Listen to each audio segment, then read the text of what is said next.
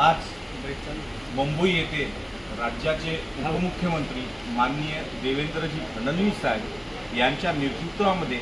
तथा बंजारा समाजाची धर्मपीठ बंजारा काशी पोहरादेवी येथील सर्व महंत धर्मगुरू यांच्या उपस्थितीमध्ये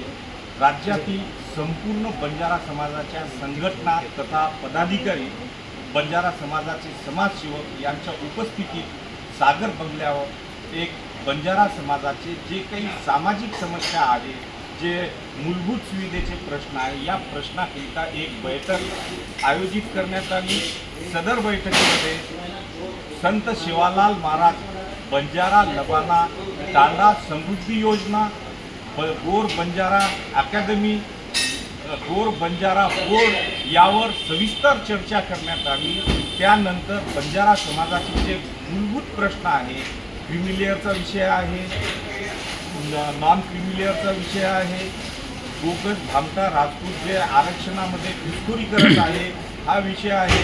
टांडा वाडी वस्तीचा जो मूलभूत विषय आहे, विकासाचे जे विषय आहे, पोहरादेवी तीर्थक्षेत्राचा विकासाचे जे विषय आहे व इतर जे काही विकास आहे, विकासाचे विषय आहे, या विषयावर माननीय देवेंद्र फडणवीस साहेब यांच्याशी सविस्तर चर्चा करण्यात आली। माननीय उपमुख्यमंत्री साहेबांनी सकारात्मक उत्तर देऊन लवकरच बंजारा समाजाचे सर्व प्रश्न मार्गी लावण्याकरिता त्यांनी एक सकारात्मक